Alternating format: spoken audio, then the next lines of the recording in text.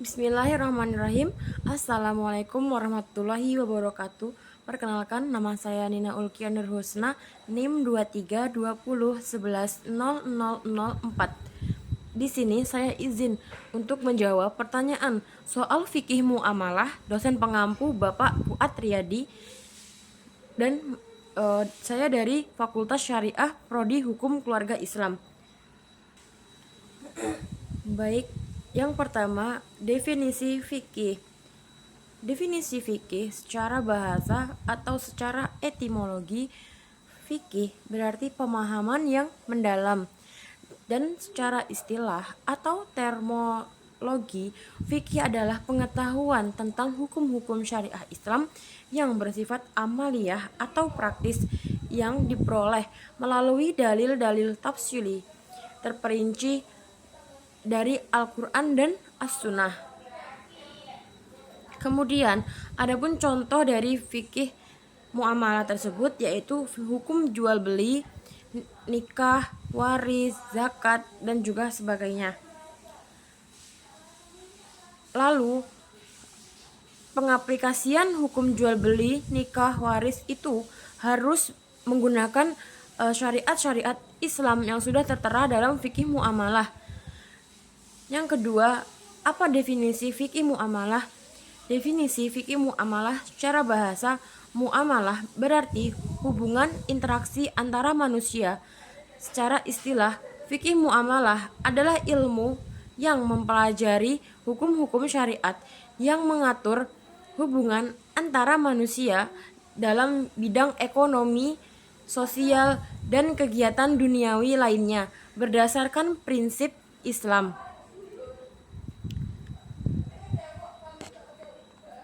Lalu contoh dari definisi tersebut adalah jual beli atau al-ba'i, sewa menyewa atau ijarah, pinjam meminjam atau qard, kerjasama yaitu musyarakah, dan sebagainya.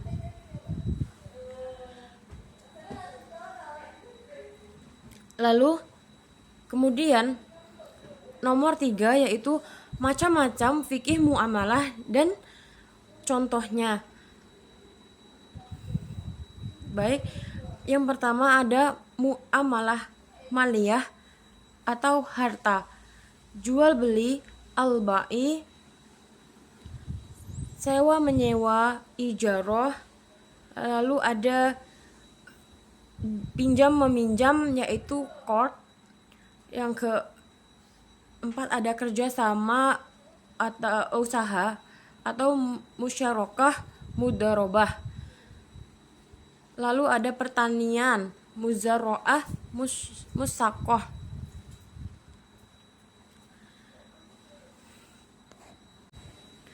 Kemudian yang kedua ada muamalah ghairu maliyah atau non harta. Maksudnya apa?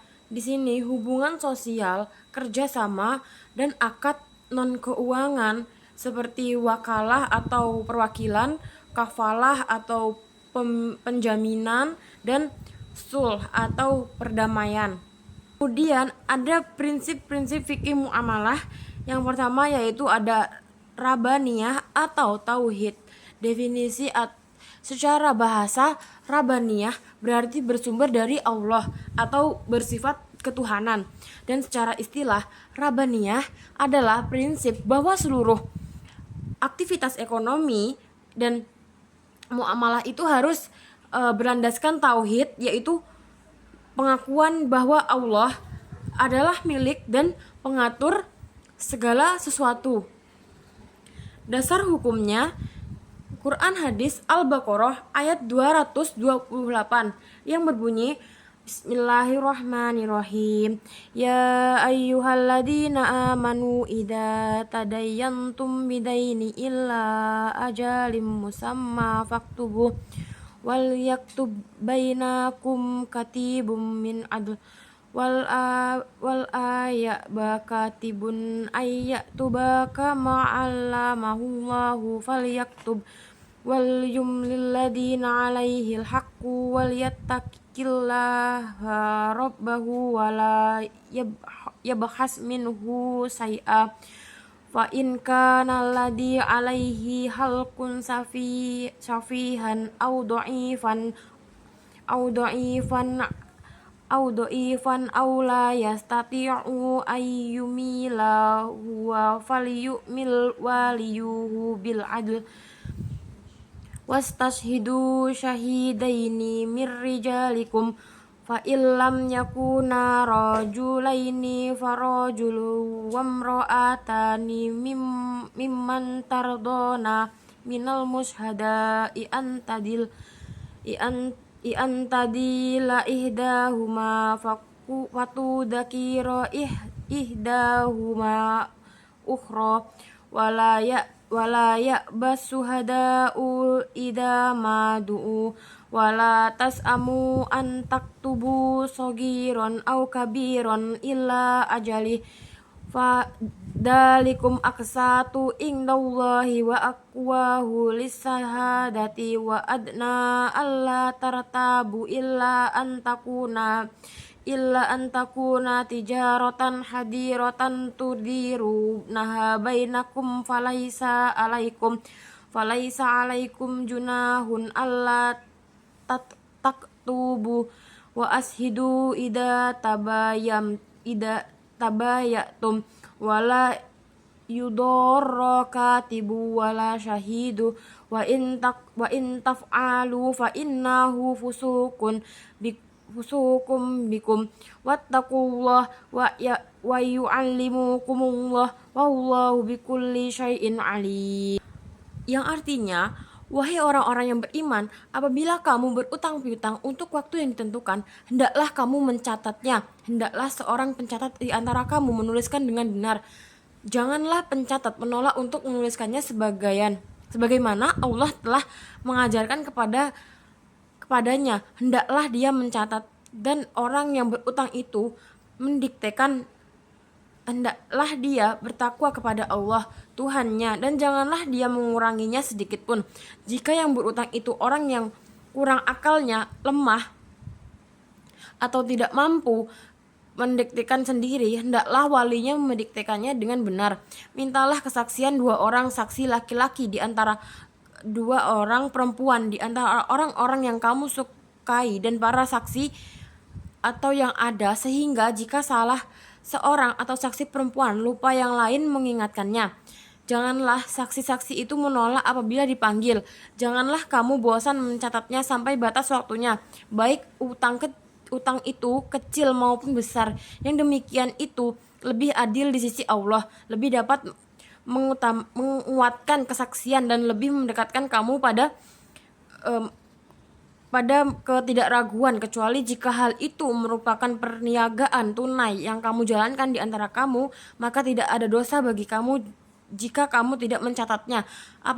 Ambillah saksi apabila kamu menjual beli, dan janganlah mencatat persulit atau dipersulit. Begitu juga saksi jika kamu melakukan yang demikian, sesungguhnya itu sesuatu kefasikan padamu. Bertakwalah kepada Allah, memberikan pengajaran kepadamu, dan Allah Maha Pengetahui segala sesuatu.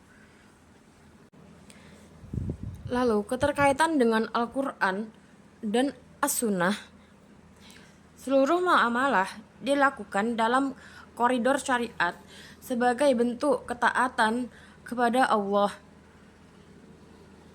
Contoh aplikasi atau contoh pengaplikasiannya: menjalankan bisnis dengan jujur, menghindari riba, menepati janji dalam transaksi, misalnya tadi membayar utang tepat waktu, seperti itu. Kemudian ada al-adalah atau keadilan. Definisi secara bahasa, al-adalah berarti menempatkan sesuatu pada tempatnya, dan secara istilah, keadilan adalah prinsip yang menegakkan kebenaran dan tidak menzolimi pihak lain dalam setiap transaksi. Dasar hukumnya adalah Quran hadis surat An-Nahl ayat 90.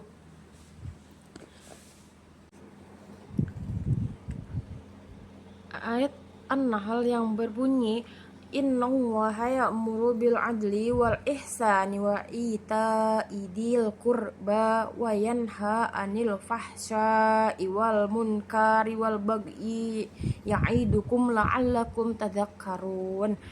Yang berarti sesungguhnya Allah menyuruh berlaku adil, berbuat kebajikan dan memberikan bantuan kepada kerabat. Dia juga melarang perbuatan keji, kemungkaran dan permusuhan. Dia memberi pelajaran kepadamu agar kamu selalu ingat. Kemudian keterkaitan dengan Al-Quran dan As-Sunnah, yaitu Islam menolak segala bentuk kezaliman termasuk dalam transaksi seperti kecurangan, penipuan, ataupun eksploitasi. Contoh aplikasi yaitu atau pengaplikasiannya, penjual tidak boleh menipu timbangan dan pembeli harus membayar dengan tepat waktu. Misalkan belanja online itu harus pembayarannya tepat waktu. Kemudian yang ketiga ada insaniyah atau kemanusiaan. Definisi secara bahasa, insaniyah berasal dari kata insan atau manusia. Secara istilah, prinsip ini menekankan penghormatan terhadap nilai kemanusiaan dalam setiap transaksi dan interaksi sosial. Dasar hukumnya ada dalam Quran Hadis Al-Hujurat ayat 13 yang berbunyi,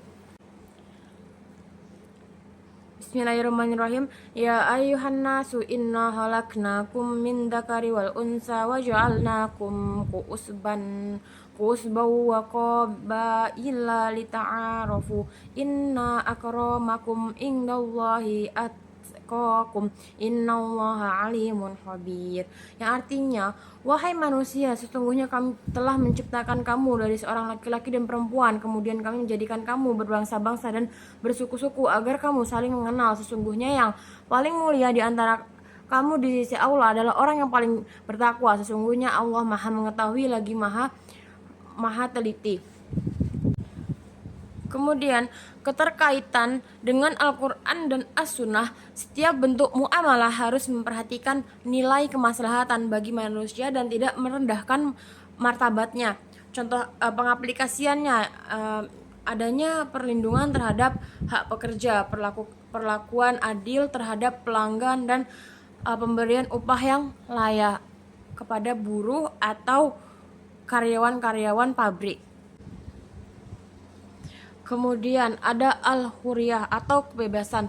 Definisi atau secara bahasa, huriyah berarti kebebasan, dan secara istilah prinsip ini berarti bahwa setiap individu bebas melakukan transaksi atau perjanjian selama tidak bertentangan dengan hukum syariat. Dasar hukumnya yaitu Surat Al-Baqarah ayat 256 yang berbunyi, La ikraha fiddin qad tabayyana rusdu minal ghayy faman yakfur bittaghuti wa yu'minu billahi faqad istamsaka bil urwatil wusqa lan fisama laha wallahu samiun alim. Dan tidak ada paksaan dalam menganut atau agama Islam. Sesungguhnya telah jelas jalan yang benar dari jalan yang sesat. Siapa yang ingkar kepada togut dan beriman kepada Allah, sesungguhnya telah berpegang teguh pada tali yang sangat kuat yang tidak akan putus. Allah Maha mendengar dan lagi Maha mengetahui.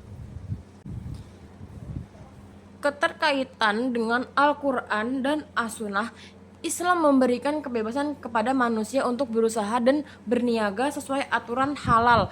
Contoh pengaplikasiannya yaitu misalnya seseorang bebas memilih jenis usaha, mitra usaha, atau akad jual beli yang halal menurut agama Islam. Kemudian yang terakhir atau yang kelima, adamul gharar war riba, yaitu menolak unsur spekulasi dan riba. Secara bahasa, goror berarti ketidakjelasan atau spekulasi, sedangkan riba berarti tambahan yang tidak sah. Dan secara istilah, prinsip ini menolak segala bentuk transaksi yang mengandung unsur ketidakjelasan, penipuan, atau bunga yang merugikan. Dasar hukumnya ada dalam Surat Al-Baqarah ayat 275.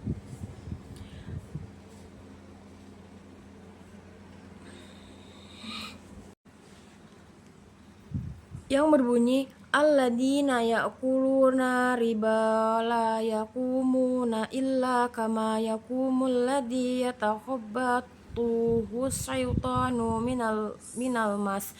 Dzalika bi annahum qalu innama bai'u mithlu riba wa ahallallahu bai'a wa harrama riba wa faman ja'ahu mau'idatum min rabbih fantaha falahu masalaf wa amruhu ilallah wa man ada faulaika ashabun nar hum fiha khalidun, yang berarti orang-orang yang memakan atau bertransaksi dengan riba tidak dapat berdiri kecuali seperti orang yang berdiri sempoyongan karena kesurupan setan. Demikian itu terjadi karena mereka berkata bahwa jual beli itu sama dengan riba, padahal Allah telah menghalalkan jual beli dan mengharamkan riba. Siapapun yang telah sampai ke depannya yang keperingatan dari Tuhannya atau menyangkut riba, lalu dia berhenti sehingga apa yang telah diperolehnya dahulu menjadi miliknya dan unsurnya terserah kepada Allah. Siapa yang mengulangi transaksi riba, mereka itulah penghuni neraka, mereka kekal di dalamnya. Keterkaitan dengan Al-Quran dan As-Sunnah. Setiap transaksi harus jelas, transparan, dan tidak mengandung unsur riba. Contoh pengaplikasiannya yaitu contohnya tidak melakukan jual beli tanpa kejelasan barang, tidak melakukan transaksi dengan bunga bank konvensional. Maksudnya tidak kejelasan barang, misalnya ikan yang masih dalam lautan. Jadi mereka belum tahu bentuk ikan tersebut.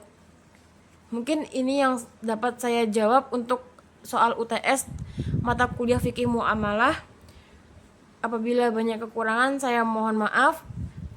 Wassalamualaikum warahmatullahi wabarakatuh.